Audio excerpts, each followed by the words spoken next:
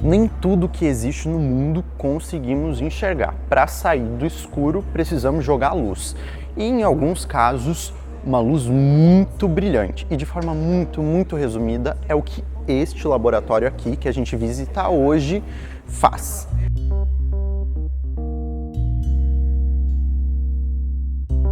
Estamos no Sirius, que é a fonte de luz síncrotron brasileira, que fica em Campinas, no CNPEM.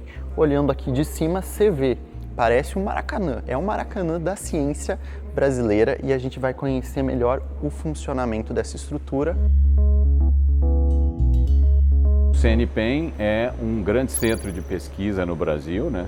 Como o nome diz, Centro Nacional de Pesquisa em Energia e Materiais. Ele é supervisionado e financiado pelo Ministério da Ciência, Tecnologia e Inovação e ele atua em grandes áreas estratégicas para o país.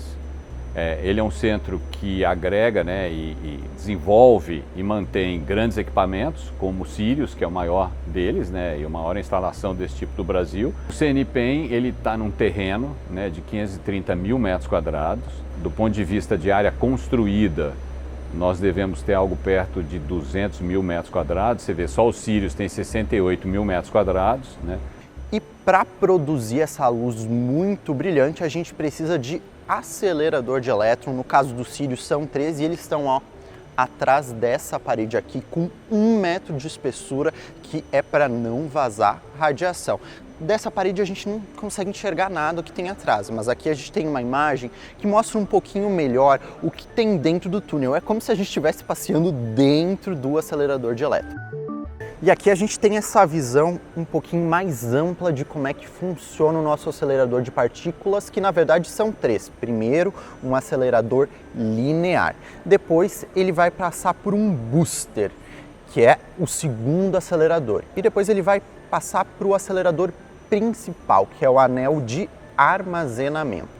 E depois disso, a gente vai passar por 2 cabanas que ficam dentro do que é chamado de estação de pesquisa ou linha de luz. Nessa primeira cabana aqui, a gente vai filtrar o tipo de luz que a gente quer.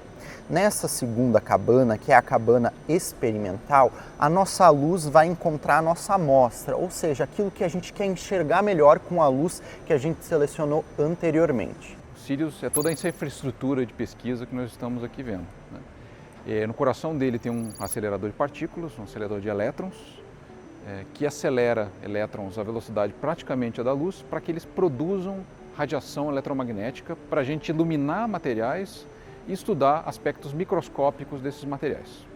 Então, o grande produto desse acelerador é a radiação eletromagnética que ele produz.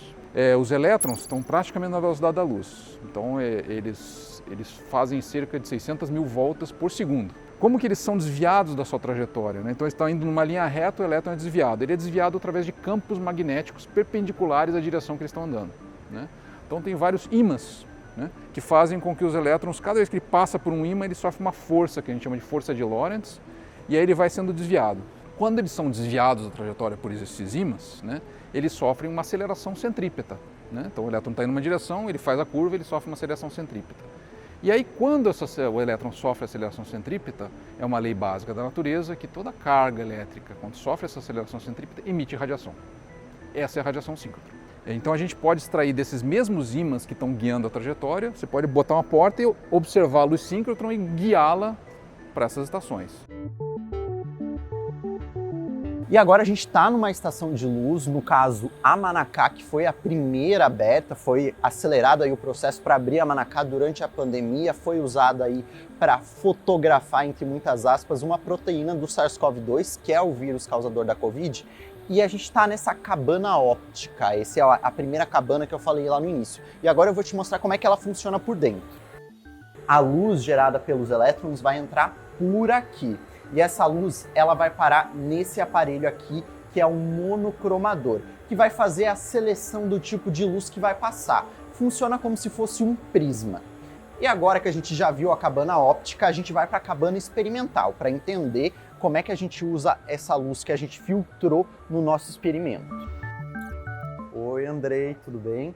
E aqui a gente está na cabana experimental e o Andrei vai nos explicar como é que a gente usa a luz que a gente selecionou lá aqui. Andrei, a nossa luz foi selecionada ali.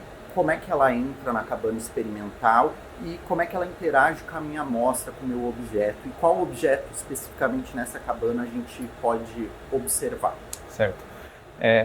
Então a luz síncrotron, né, o raio-x nesse caso, já que ele foi filtrado pelo monocromador, ele vem através de toda essa tubulação de vácuo que a gente vê ao longo da linha de luz, né, da cabana experimental, e ela vai sair aqui na frente, interagir com a nossa amostra, que é um cristal de proteína. Esse cristal vai espalhar esse raio-x em diferentes ângulos, e é através dessas posições onde o raio-x foi espalhado que a gente consegue reconstruir a estrutura da proteína. Então a amostra é bem pequena. Assim. Sim, a amostra, eu acho que aqui dá para ver, esse loop de nylon, ele é bem grande. Acho que você consegue ver um fiozinho, pelo menos. Meu Deus, consigo ver, mas ele é bem pequeno. Esse aqui é bem grande para o que a gente costuma usar. Os cristais, eles vão ter em torno de 50 a 100 micrômetros, né? Isso, enfim, é muito mais fino do que um fio de cabelo, por exemplo, né? Mas o feixe de raio-x que chega na amostra é dessa ordem também, em torno de 20 micrômetros. Então ele é compatível com esse tamanho de amostra, né? Isso é uma das grandes vantagens também do Sirius, né? Que permite a gente analisar esse tipo de amostra bem pequena. Quais são as primeiras imagens? O que a gente enxerga depois de receber o feixe de luz? Sim. Então depois que a amostra, né, por exemplo aqui esse cristal, recebe o raio-x, né, interage com o raio-x, ele vai gerar esse padrão de pontinhos que a gente vê aqui à esquerda. E a partir desse padrão de pontinhos, né, as intensidades, as distâncias entre eles vão permitir que a gente calcule a densidade eletrônica, que é essa malha azul que a gente vê, e a partir dessa densidade eletrônica a gente consegue então reconstruir esse modelo a nível atômico, com resolução, né, de enxergar o átomo mesmo da proteína de interesse. Síncrotrons, você tem no mundo cerca de 50 no mundo, que fazem síncrotrons para produção de luz, a gente chama fontes de luz síncrotron, né? Eles cobriram várias gerações, então você tem a primeira geração, a segunda geração, e as gerações vão basicamente reduzindo, eles foram conseguindo reduzir o tamanho do feixe de elétrons. A quarta geração, que é o que nós temos hoje, só 3 países no mundo têm: o Brasil, a Suécia e a França, que é um síncrotron da Comunidade Europeia, né?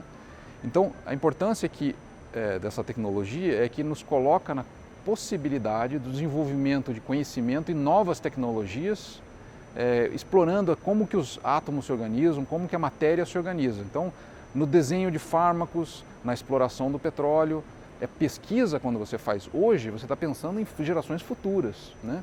Então, todas essas questões fundamentais sobre o ambiente, sobre segurança alimentar de todos, sobre novas doenças, sobre novas epidemias, e você quer ter soberania para poder desenvolver no seu país e responder essas questões, né? Se a gente não tiver um equipamento como esse, nós temos que esperar por uma oportunidade de fazer esse tipo de pesquisa e ter esse tipo de conhecimento em outro lugar no mundo, e que nem sempre está disponível.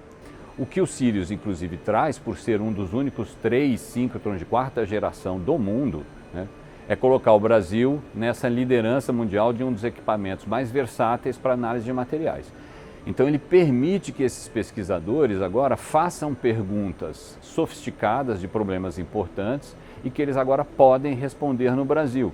E antes eles não poderiam responder no Brasil, eles teriam que ir para outros lugares do mundo para responder essas perguntas.